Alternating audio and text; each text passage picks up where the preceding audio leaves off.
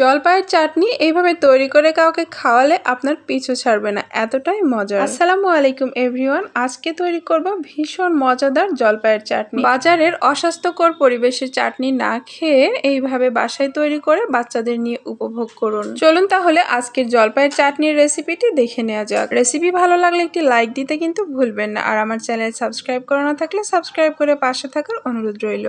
জলপাইয়ের চাটনি তৈরির জন্য নিয়েছি 500 গ্রাম জলপাই। এখন জলপাইয়ের বোটাগুলো ভালো মতো ছাড়িয়ে নেব। বোটা ছাড়ানো হয়ে গেলে জলপাইগুলোকে খুব ভালোভাবে ধুয়ে নিয়েছি। এখন জলপাইগুলোকে কেটে নেবার পালা। বোটার দিক থেকে একটু কেটে ফেলে দিলাম, তারপরে এইভাবে পছন্দ মতো কেটে নিতে হবে। আর এইভাবে কেটে নিলে জলপাইগুলো খুব তাড়াতাড়ি সেদ্ধ হয়ে যায়, সময়ও কম লাগে। সবগুলো জলপাই কাটা হয়ে গেলে প্যানে নিয়ে নিচ্ছি। জলপাইগুলো সেদ্ধর জন্য দিয়ে দিব 1 কাপের মতো পানি। খুব বেশি পানি লাগবে না, আধা কেজি জলপাইয়ের জন্য 1 কাপ পানি দিলেই হয়ে যাবে। পানির মাঝে জলপাইগুলোকে একটু ছড়িয়ে দিচ্ছি যাতে সমানভাবে সিদ্ধ হয়। এরপরে এখানে হাফ চা চামচ পরিমাণ লবণ দিয়ে দিচ্ছি, আর দিয়ে দিচ্ছি 1/4 চা চামচের মতো হলুদের গুঁড়া। প্যানটা এখন চুলায় বসিয়ে দিয়ে ভালোভাবে লবণ হলুদ পানির সাথে মিশিয়ে নিচ্ছি। আর লবণ হলুদ দিয়ে জলপাইটা সিদ্ধ করলে কালারটা কিন্তু ভালো হবে। এরপরে পুরোপুরি সেদ্ধ হয়ে আসা পর্যন্ত রান্না করতে থাকবো।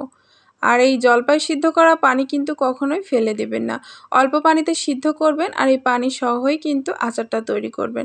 আমার কাছে মনে হয় জলপাই সিদ্ধ করা পানিটা ফেলে দিলে জলপাইয়ের পুষ্টিগুণটা কমে যায়, আর টক পানিটা ফেলে দিলে আচারের টেস্টও কমে যায়। যত টক ভাব থাকবে আচারের টেস্টও কিন্তু বেশি হবে। আর এমনভাবে সিদ্ধ করতে হবে যেন সিদ্ধও হবে, পানিটাও শুকিয়ে যাবে। জলপাই সিদ্ধ হয়ে পানি শুকিয়ে আসলে খুব ভালোভাবে ম্যাশ করে নিলাম। আর চাটনির জন্য অবশ্যই ভালোভাবে ম্যাশ করে নিতে হবে, বড় দানা থাকা যাবে না। এরপর চুলায় আরেকটা প্যান বসিয়ে 2 টেবিল চামচের মতো সরিষার তেল, 2টা শুকনো মরিচ ও হাফ চা চামচ দিয়ে দিলাম আস্ত 5 ফোড়ন। এই মশলাগুলো একটু ভেজে নেওয়ার পরে দিয়ে দিব এখানে এলাচ, দারুচিনি ও তেজপাতা 2 টুকরা করে। তো এই শুকনো মশলাগুলো ভেজে নেবেন, খুবই সুন্দর একটা ঘ্রাণ হবে আচারের মধ্যে। ভেজে নেওয়া হয়ে গেলে এখানে দিয়ে দিব কয়েক কোয়া রসুন। একটু থেতো করে নিয়েছি রসুনগুলো, বা ছেঁচে নিয়েছি। এতে করে রসুনগুলো ভালোভাবে ভাজা হবে আর সুন্দর একটা ঘ্রাণও বের হবে। তো রসুনগুলো ভেজে যখন ব্রাউন কালার হয়ে এসেছে তখন এখানে 1.5 চা চামচের মতো আদা বাটা দিয়ে দিচ্ছি। যে কোনো চাটনি বা নরম টাইপের আচারের মধ্যে অবশ্যই আদা বাটা দিবেন, তাহলে দেখবেন টেস্টটা অনেক বেশি মজার হয়। এখন ভালোভাবে নেড়েচেড়ে আদা বাটাটাকে ভালো মতো ভেজে নিচ্ছি। এরপরে অ্যাড করব গুঁড়া মশলা। তো আমি এখানে হাফ চা চামচ করে হলুদ গুঁড়া, মরিচের গুঁড়া, ভাজা জিরা গুঁড়া ও ধনিয়া গুঁড়া দিয়ে দিচ্ছি। আর এই মশলাগুলো আস্তে জালে কিন্তু তেলের মধ্যে ভেজে নিলে কালারটা অনেক সুন্দর হয় আচারের। আর এই মশলাগুলো ভাজার সময় কিন্তু চুলার আঁচটা বাড়ানো যাবে না, মিডিয়াম টু লো হিটে করে নিতে হবে। এরপরে দিয়ে দিচ্ছি এখানে হাফ কাপ মতো খেজুরের গুড়। আচারের রেসিপিতে গুড় ব্যবহার করলে কালারটা অনেক সুন্দর হয়। তো আমি এখানে কিছুটা চিনিও ব্যবহার করব। তো প্রথমে গুড়টা নেড়েচেড়ে একটু গলিয়ে নিচ্ছি। তো এখানে 1/3 কাপ পরিমাণ চিনি দিয়ে দিচ্ছি। গুড় এবং চিনির কিন্তু 2টা আলাদা বৈশিষ্ট্য রয়েছে, সেটা হচ্ছে গুড়ে আচারের কালার সুন্দর হয়, আর চিনি দিলে কিন্তু আচারটা লাস্টিং করে বেশি দিন। তো আমি আজকের চাটনিতে 2 রকমই ব্যবহার করলাম। তো এখন আস্তে জালে গুড় এবং চিনিটাকে ভালো মতো গলিয়ে নিব। তেল মশলার সাথে গুড় চিনিকে একটু নেড়ে এভাবে গলিয়ে বা কষিয়ে নিলে কিন্তু অনেক সুন্দর একটা কালার আসে। বাজারে যে আচারগুলো কিনতে পাওয়া যায় সেগুলোতে দেখবেন কালার অনেক সুন্দর হয়, তারা আসলে গুড় দিয়ে আচার তৈরি করে, এজন্য কালার এতটা মজার হয়। গুড় এবং চিনি কিছুটা গলে আসলে দিয়ে দিচ্ছি 1 টেবিল চামচের মতো সাদা সিরকা বা ভিনেগার।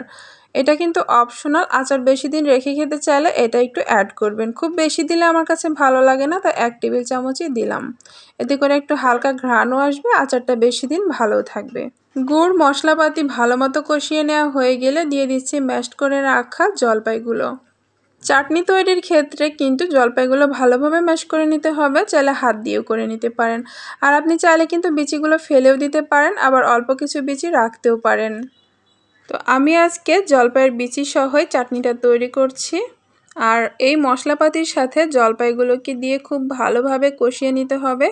মিডিয়াম টু লো হিটে একটু সময় নিয়ে কষিয়ে নেবেন, তাহলে দেখবেন কালারটা অনেক সুন্দর হচ্ছে আর আচারের অতিরিক্ত পানিটাও শুকিয়ে যাবে।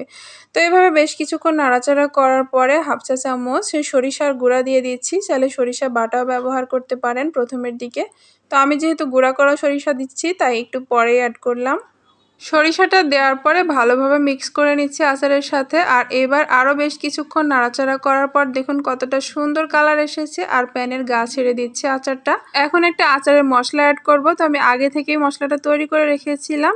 1 চা চামচ পাঁচফোড়ন, 1/2 চা চামচ করে মৌরি, আর 1/2 চামচ হচ্ছে ধনিয়া, আর 1/2 চামচের মতো আস্ত জিরা, আর দারুচিনি এলাচ 2 টুকরা করে কিছুক্ষণ একটু ভেজে মুচমুচে করে এভাবে আধা ভাঙা করে গুঁড়ো করে রেখেছিলাম। আর সেটাই কিন্তু এখন অ্যাড করে দিচ্ছি।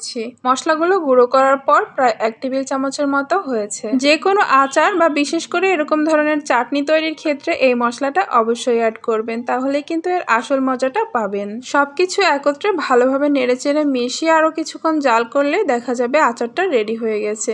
তো আমি এখন পরিবেশন করে নিচ্ছি। জলপাই চাটনিটা দেখতে এবং খেতে কিন্তু ভীষণ লোভনীয় হয়েছিল।